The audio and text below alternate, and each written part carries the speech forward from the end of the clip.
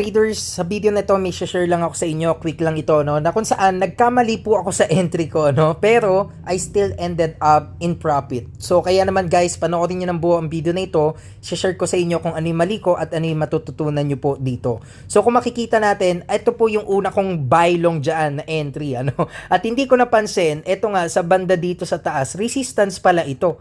So, 'di ba, buy on support, sell on resistance, no? Pero kanina, ang ginawa ko, malapit na sa resistance, ito na po, no?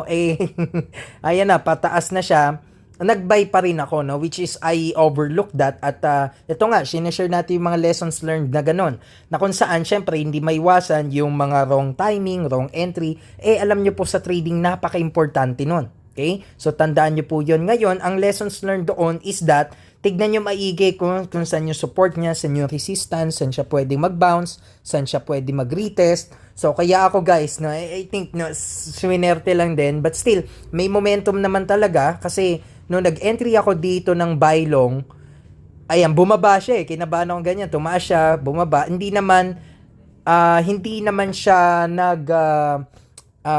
hindi naman siya nagbumababa doon sa area ng support natin. Kaya makikita natin to guys, no, nakabawi pa ako at naka-TP pa dito sa part na ito. Kaya yun ang malaking bagay po dito sa trade natin na to, na alam nyo din dapat kung ano yung mga lapses ninyo, mga mali ninyo, para nang sa gayon, pagka nag-entry kayo, perfect timing na rin, and also maiwasan yung, alam nyo yung kabahan, no, at mag-loss kaysa sa mag-profit. So, kaya yun ang pinaka-importante sa lesson natin ngayon, guys. So, yun lamang po. Marami pa tayo share namang content sa mga next video. See you on the next vlogs. Bye-bye po.